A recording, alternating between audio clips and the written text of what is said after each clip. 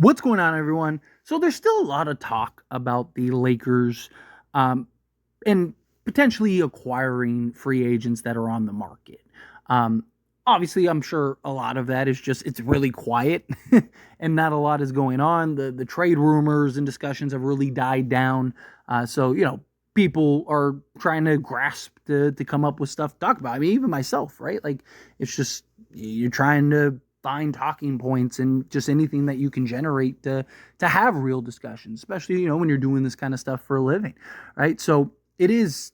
I get it, but it's just like it sparks a lot of conversation from people, which is good. You want to have those conversations. You want to have that, right? That's why I make most of the videos that I make. It's just fun conversation videos. I say it all the time. I'm not a reporter. I'm not an insider. I'm just a fan that's relaying the information that's out there and just giving my thoughts and opinions and then opening it up to all of you so that we can have fun conversations and fun discussions and kind of go through the ins and outs of things. But, what also happens is people kind of come up with this like, hey, like, why haven't the Lakers, Osman's available? Why aren't they going and getting him? Right? There's even a Bleacher report where it was like the Lakers should go sign Osman, and so people are like, why aren't they cutting, a Jackson Hayes or a Cam Reddish or whatever for one of these guys? Like Osman would be great, right? But here's the thing: the Lakers can't, right? They literally just can't. And yes, Osman would be great. I'd love to have him, a real sharpshooter, a guy that makes a lot of sense on the Lakers and what the Lakers kind of need right now. Although, I kind of don't want to take away from Dalton Connect personally, right? Like, because if Dalton Connect turns out and works out the way that we all kind of hope him to turn out and work out, then I think you're good in that regard. I think you got your sharpshooter. I think you got your guy that can kind of fill that Taurean Prince role. I actually think Connect actually has a better chance of being actually more impactful than Taurean Prince was. And Taurean Prince was very good for us last year. But Dalton Connect, with his athleticism and his ability to put the ball on the deck, and particularly that mid-range. That mid-range, I think, is really the difference maker between him and Taurean Prince, where Taurean Prince was pretty much just 3-point shot or putting the ball on the deck, trying to get to the rim. He tried on occasion to pull up and just shoot over the top and stuff. He just wasn't very good at that, where Dalton Connect has shown the ability to be very good at that, and I think that could really go a long way. I just think Connect is more versatile, even more versatile than like an Osman, right? Or Osman, right? Like, I just think that, Connect could be kind of the answer in that regard, but we'll see, right? He's a rookie. May take him a little time to kind of get into the swing of things, get his legs under him, get the feel for it. But the biggest issue is the Lakers can't just waive any of these guys. They can't just waive Jackson Hayes or Cam Reddish or Christian Wood. And I see a lot of just discussion and and even in like my comment sections and stuff like that, right? Like, of people just like, why haven't the Lakers waived Cam Reddish and signed somebody, right? Like, because they can't. All these guys are on guaranteed deals. So the Lakers, it's not like on a non-guarantee where you could, like, let's say Cam Reddish was on a non-guarantee.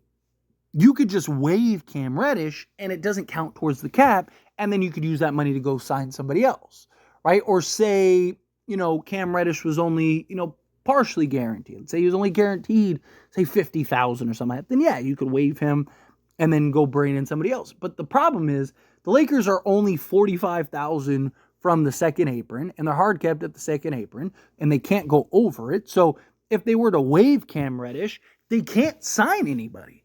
Literally, all they'd be doing is waiving a guy just to waive a guy, and they can't fill the roster spot.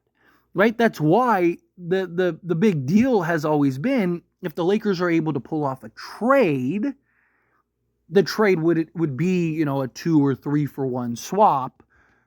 So like, let's use the Jeremy Grant trade package that has been kind of rumored and reported, right?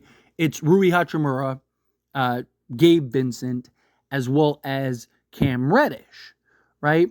So if you're able to do that, clear a little extra money off the books, right? Well, now you can bring in a guy. Right now you have these roster spots that you could fill. You technically need to fill at least one. Well, then now maybe you could bring in an Osman or something like that.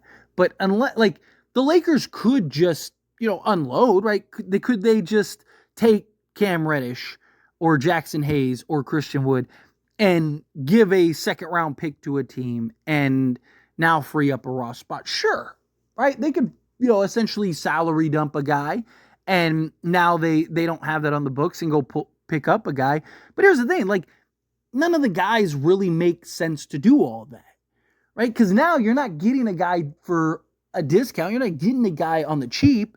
You're getting a guy by giving up an asset, right? So you're essentially trading for the guy, not directly in the sense of like, I'm going to trade you, Cam Reddish and this pick for a second round pick for, Osman.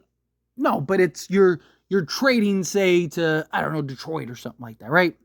Here's Cam Reddish and a second to just take him off the books, right? So now you get to sign an Osman, or you get to sign one of these free agents that are available out there, Markelle Fultz or whoever, right?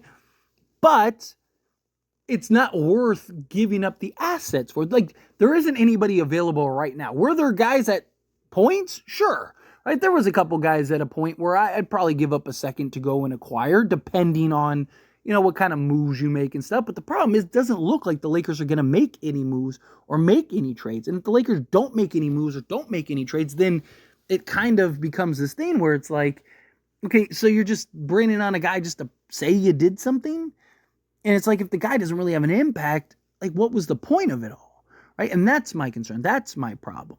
But, you look at like an Isaac Okoro. I actually really like the idea of Isaac Okoro. I really like the idea of going and bringing him in. And he's actually a guy that I'd be okay if they, like, say Cam Reddish went and dumped Cam Reddish and a second to go get him. And he's actually the guy that I'm like most shocked is still available and on the market, right? Because the thing about Isaac Okoro is he's still incredibly young. He's 23 years old, right? I mean, we just drafted Dalton Connect. That's the same age. Now, on the surface, you look at him and you're like, okay, he gave you, he's a 9 point per game, 3 rebounds, 2 assists, in basically 27 minutes of action. So you're like, the guy isn't that great, that impactful, but it's defensively. He was one of, if not arguably, the Cavs' best defensive perimeter defender, right? He was very good defending out on the perimeter for them. I mean, to put it in perspective, Isaac Okoro was basically a 115. We'll round it up. He was a 115 last year. Like, league average was like a 116, 117. I mean, to put that in perspective, like, you look up a guy like Austin Reeves and his defensive rating. Austin was like a 117, 118. So you talk about Isaac Okoro was like 4 points better. So that's why, like, he's somebody I get. But the problem is that, like, even like his qualifying offer is more than a vet minimum. So, I mean, it's probably in his best interest just to take the qualifying offer. Could he maybe, just to like get on the Lakers, right? Like, could he maybe want to take a little less? But even then, at that point, do the Cavs just kind of match him because he's restricted? And you can't sign and trade for him, right? So it's just, again, the Lakers become incredibly limited. Where, you look at Isaac Okoro, again, shot 39% from 3 on 3 attempts per game and was a very good defensive guy. And he's young. So he could be our 3-and-D wing for the future, right? He could be our guy for the next, 10 years, which, again, I think would be great to kind of have, at 6'5", 6'6", with a 6'8" wingspan. But, again, it's just Rob Pelinka is incredibly limited on what he can do. Best case scenario, again, is that, they're able to pull off like a Jeremy Grant style trade, go and get a guy like that. Okay, now you can, look to sign a guy or two. Maybe then you are signing an Osman or an Okoro or something, right? Like, that would be ideal. But, I kind of just wanted to go over and kind of clarify a little bit. Because like I said, I see a lot of people talk about it, mention it in the comments. And, and various other platforms and stuff. And it's just like, I want, there's guys out there that I want too. Like I said, Isaac Okoro would be great to have, right? If the Lakers can work it out to go get him, then that'd be great. Maybe he would. Again, maybe the Lakers could clear off some spots, and maybe the Cavs are willing to kind of just let him go, and you can work something out to where you sign him, or maybe the Cavs would be willing to like kind of take on somebody. I don't know. Like maybe you work it out one way or another, but it's very unlikely right now. It's just everything is very difficult to kind of get to the point where you can bring in one of these free agents, and like none of these free agents are really worth giving up assets to go get. Right? If you're going to give up assets, you might as well give up those assets to go pull off a real trade rather than just dumping somebody. But anyway, as always, this is a discussion, and I pass the question on you. Let me know your thoughts and opinions down in the comments below. What do you think? How do you feel? What are your thoughts? Do you still think like, nah, you got to do something, who cares? Give up a second, whatever. You also got to keep in mind the new CBA makes second round picks much more valuable than they've ever been.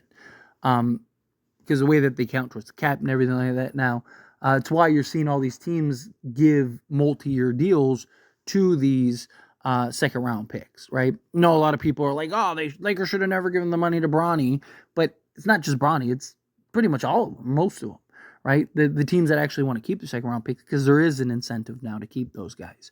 But again, however you feel, whatever your thoughts are, let me know down in the comments below. That being said, if you haven't liked this video, hit that like button. Helps me a lot, so we enjoy these types of videos, and I truly appreciate it. Not subscribe channel, hit that subscribe button. Turn on the bell notifications. Appreciate y'all. See you in the next one.